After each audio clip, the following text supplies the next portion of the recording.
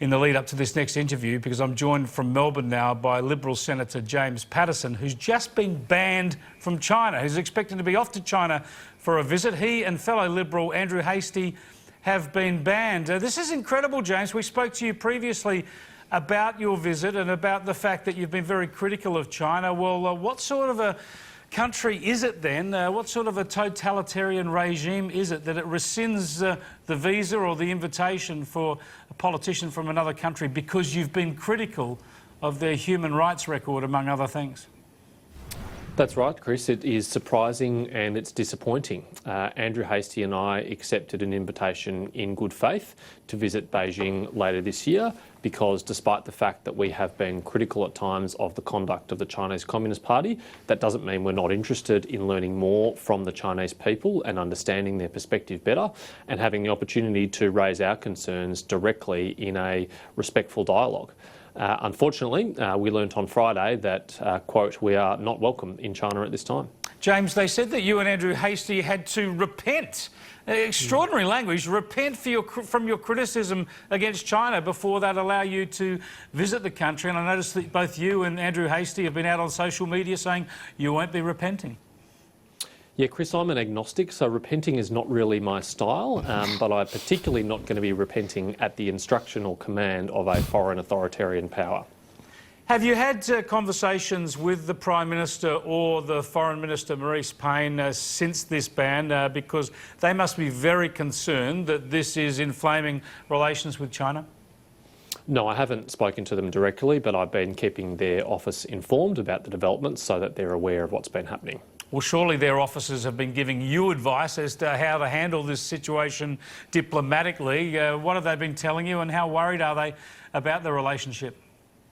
Well, I think they understand that as parliamentarians we've got the right and the responsibility to speak out on these issues. We've got a responsibility to speak out in defence of Australia's national interests and our sovereignty, and unfortunately there have been times in recent years where the Chinese Communist Party have attempted to step upon those.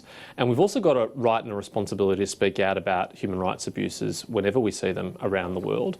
And you only had to look at the New York Times today to see incredibly disturbing and troubling further revelations about what's happening in Xinjiang province with Uyghur, Turk and other Muslim minority groups. The language from internal Chinese Communist Party documents describing these people is incredibly disturbing and dehumanising. It talks about them as a virus in need of being cured. Well, it is a totalitarian regime, a communist regime. Minorities are persecuted.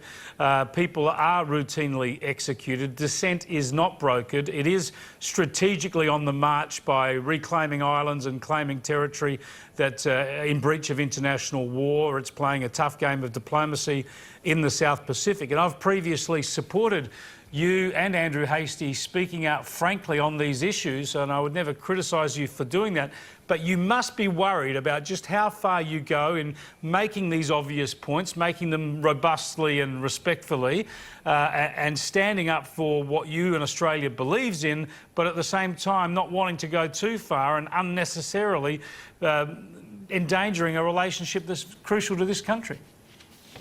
Chris, I'm not at all deterred from speaking out. If anything, this experience has hardened my resolve, and I know Andrew Hastie feels the same way. We can't allow anyone to dictate what an Australian parliamentarian can and cannot say, and we can't allow them to pick and choose from among us those who are sympathetic or unsympathetic to the Chinese Communist Party and grant privileges to some and not to others. That's probably the most disturbing thing about this scenario, Chris. It's not that Andrew and I have missed out on a visit to China. It's that every other parliamentarian looking at this in Australia will be contemplating in the future, should they speak out? Should they share their genuinely held, sincere concerns, or would it be better and easier just to say nothing? Are other politicians going on this trip now, and should they perhaps refuse to go now in solidarity with you and Andrew Hastie? Because presumably they are now allowed into China because they're deemed to have an acceptable view of China, to be compliant enough with Beijing's view.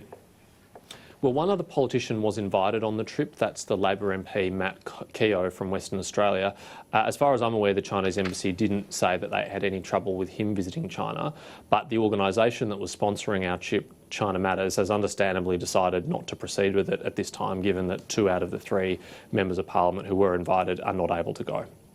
All right, it's a worrying situation. We'll keep tabs on that. But do you think that Australian MPs should continue to visit China, or in light of what's happened here? Well, I think visiting China is a healthy thing to do. It's why I was keen to go myself. But no Australian politician should agree to self-censor or to silence themselves about these issues in order to seek approval of the Chinese Communist Party in order to visit China. That is something no self-respecting democratic parliamentarian could ever agree to. OK, and just on today's developments, you would have kept a close eye on them. I mentioned earlier we had PLA troops out on the streets of Hong Kong earlier today, cleaning up some of the protest sites. I think we've got those pictures for you here. Here they are. These are People's Liberation Army soldiers. They are mainland Chinese soldiers based in Hong Kong, and under the separate rules there, they are not to get out and get involved in law enforcement and the like. So this is the first time we've seen them out of their barracks doing work, apparently without permission from the Hong Kong Authority, without an invitation from the Hong Kong Authority. Do you look at this and worry that this is a way that Beijing is just trying to get people in Hong Kong used to the presence, or at least perhaps just demonstrate to them the presence of these soldiers in their province? Chris, from afar, this looks to me like a very carefully choreographed PR exercise. The soldiers were out in casually dressed, not in uniform. They weren't showing weapons, and they were there doing good deeds, sweeping the streets and cleaning up rubbish. I think it's probably designed to desensitise the people of Hong Kong and the world to the idea of Chinese troops roaming freely in Hong Kong. As you rightly point out, it is not the normal practice, not the usual practice for them to do so. And I would hate to see this as an early indicator of much greater presence of the Chinese army in Hong Kong. Well, thanks for joining us, James. You've got a few more days at home now. That's the bonus of China's attitude towards your trip. That's true. Thank you, Chris. Senator